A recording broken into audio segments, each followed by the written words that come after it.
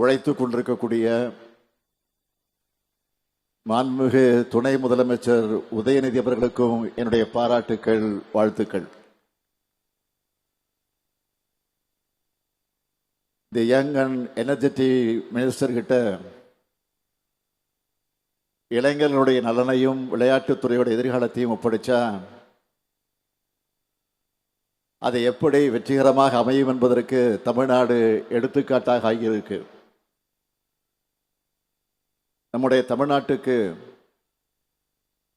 பெருமை சேர்க்கிற உலக அரங்கில் வெற்றிகளை குவிச்சு நாட்டுக்கு பதக்கங்களும் வெற்றி கோப்பைகளும் பெற்றுத்தரப்போகிற திறமையான இளம் விளையாட்டு வீரர்களை பாராட்டுகிற இந்த விழாவை மிக பிரம்மாண்டமாக ஏற்பாடு செஞ்சிருக்க விளையாட்டுத்துறையினுடைய செயலாளர் திரு அதுல்ய மிஸ்ரா ஐஏஎஸ் அவர்களையும், விளையாட்டு மேம்பாட்டு ஆணைய உறுப்பினர் செயலர் திரு மேகநாத ரெட்டி ஐஏஎஸ் அவர்களையும் மற்றும் அலுவலர்களையும் நான் பாராட்டுகிறேன், வாழ்த்துகிறேன். தமிழ்நாட்டு விளையாட்டுத்துறையோட கோல்டன் ஏஜா நம்ம திராவிட மாடல் ஆட்சி இருக்கு. நேஷனல் லெவல் போட்டிகளாக இருந்தாலும் இன்டர்நேஷனல் டோர்னமெண்ட்டுகளாக இருந்தாலும் ஹை குவாலிட்டியில் ஹோஸ்ட் பண்ணுற இடமா நம்ம தமிழ்நாடு வளர்ந்துருக்கு. நம்ம தமிழ்நாட்டு பிளேயர்ஸ் ஒவ்வொருத்தரும் நாங்கள் சாம்பியன்ஸ்னு வெற்றி மேலே வெற்றிகளை குவிச்சிட்டு இருக்காங்க. இதற்கு காரணமான நம்முடைய பயிற்சியாளர்களுக்கும் என்னுடைய பாராட்டுக்களையும் வாழ்த்துக்களையும் நான் தெரிவித்துக் கொள்ள விரும்புகிறேன். விளையாட்டை வளர்க்க திறமையான வீரர்களை அடையாளம் கண்டு ஊக்குவிக்க உரிய அங்கீகாரம் வழங்க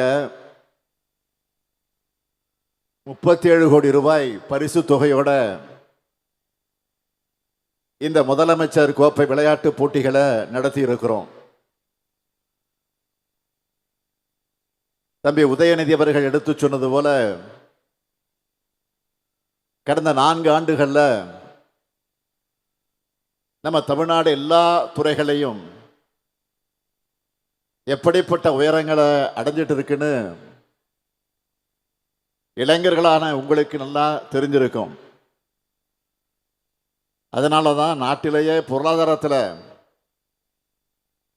எந்த மாநிலமும் சாதிக்காத டபுள் டிஜிட் வளர்ச்சியை நாம சாத்தியப்படுத்தி இருக்கிறோம்.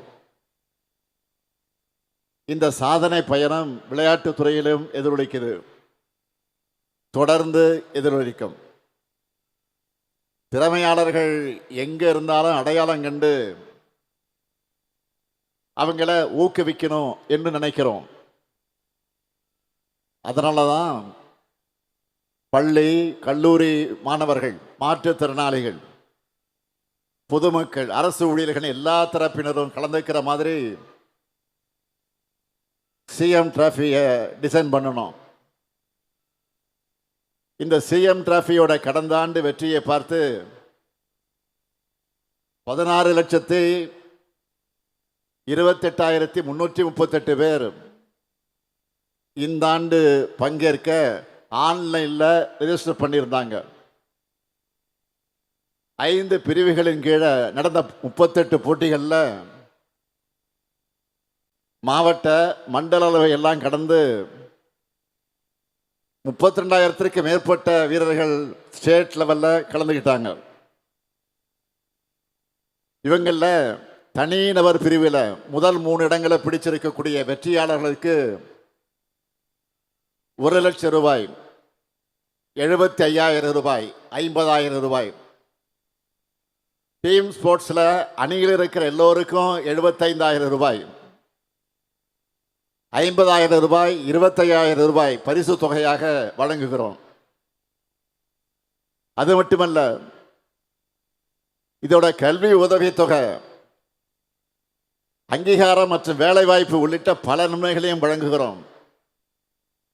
இந்த ஆண்டு முதல் முறையா ஸ்போர்ட்ஸும் நடத்தி இருக்கிறோம். எல்லா போட்டிகளும் கேம்ஸ் மேனேஜ்மெண்ட் சிஸ்டம் மூலமா வெளிப்பட தன்மையோட நடத்தப்பட்டிருக்கு. எல்லா அப்டேட்டுகளையும் ஸ்கோரையும் வாட்ஸ்அப் சாட்பாட் மூலமா தெரிஞ்சிக்க ஏற்பாடு பண்ணியிருக்கிறோம். இப்படி நிறைய செஞ்சிருக்கிறோம். கடந்த அதிமுக ஆட்சியின் 5 ஆண்டு காலத்தில் விளையாட்டுத்துறை உட்கட்டமைப்புக்காக 170 கோடியே 33 லட்சம் ரூபாய் தான் நிதி ஒதுக்கப்பட்டுச்சு.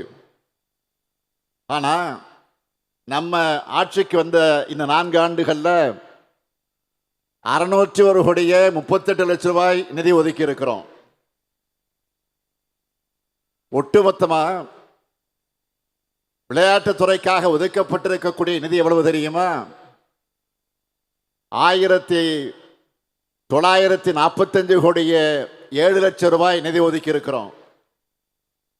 அதனாலதான் நம்ம திராவிட மாடல் அரச விளையாட்டுத்துறைக்கான கோல்டன் ஏஜ்னு சொன்ன இந்த நிலையில விளையாட்டு வீரர்களுடைய கனவுகளுக்கு சிறகுகள் கொடுக்க தமிழ்நாடு சாம்பியன்ஸ் அறக்கட்டளையை தொடங்கி இதுவரைக்கும் 1369 வீரர் வீராங்கனைகளுக்கு 25 கோடி ரூபாய்க்கு உதவிகளை வழங்கியிருக்கிறோம். இந்த வீரர்கள் தேசிய மற்றும் பன்னாட்டு போட்டிகளில் பங்கேற்று 350க்கும் மேற்பட்ட பதக்கங்கள் பெற்று தமிழ்நாட்டுக்கு புகழ் தேடி தந்திருக்கிறாங்க. அதேபோல் தேசிய மற்றும் பன்னாட்டு விளையாட்டு போட்டிகளில் பதக்கங்களை வென்று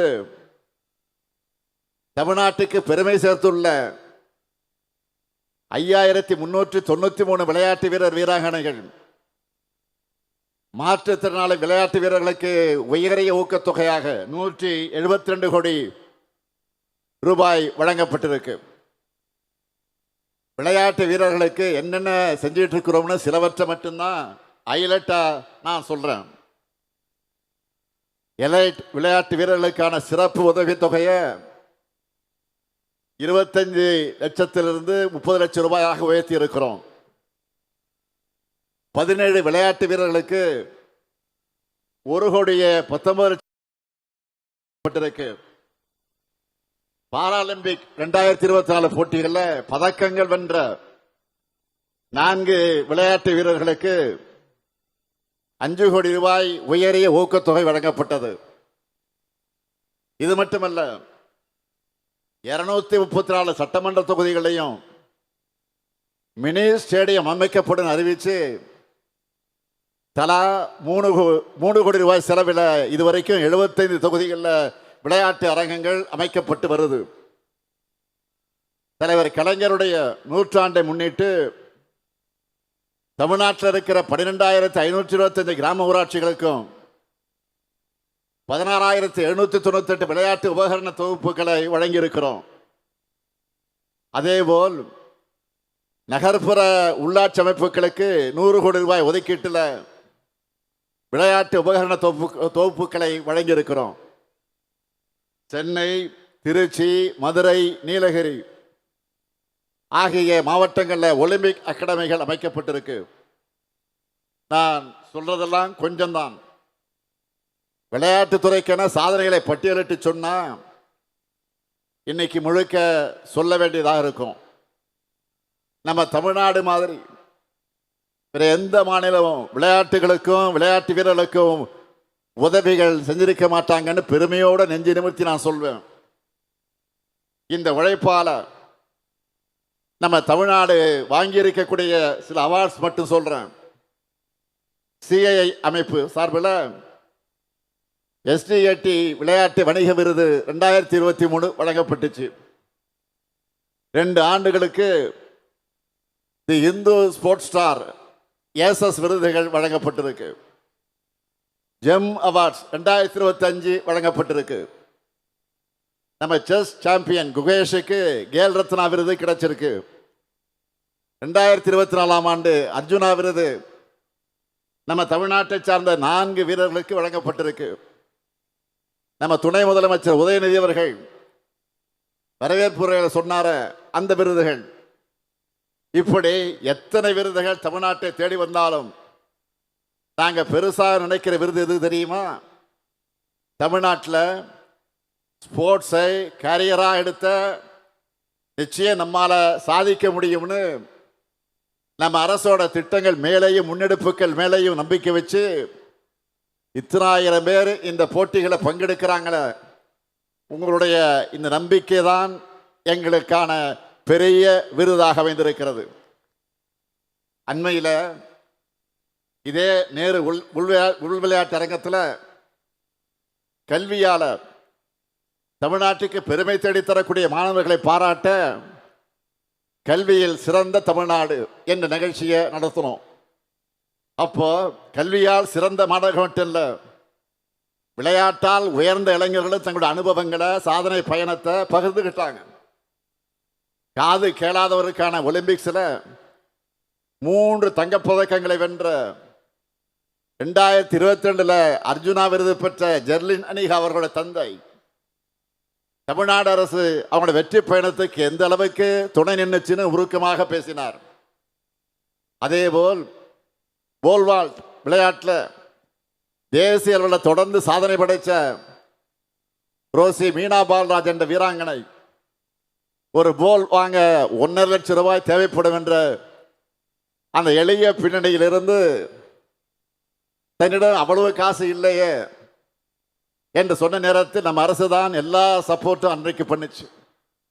இப்போ தன்னிடம் 6 போல் இருக்கிறதோட ரயில்வே துறையில் தனக்கு தரப்பட்ட வேலையை விட 3 மடங்கு சம்பளத்தோடு தமிழ்நாடு அரசு வேலை தந்திருக்கு என்று பெருமையோடு சொன்னார். அடுத்து சென்னை காசிமேட்டை சார்ந்த ஆட்டோ ஓட்டுநரின் மகள் கேரம் வீராங்கனை காசிம் அவர்கள் என்ன பேசினார் என்று உங்களுக்கே தெரியும். அமெரிக்காவில் உலக கோப்பை போட்டியில் 3 தங்கப்பதக்கங்களை வென்றவருக்கு 1 கோடி ரூபாய் ஊக்கத்தொகையும் வழங்கிச்சு நம்ம திராவிட மாடல் அரசு. இப்படி நம்மை பொறுத்தவரையில் ஜெர்லின், ரோசிமீனா, காசிமா போன்ற எளியவர்களோட வெற்றி தான் நம்ம அரசுடைய வெற்றி.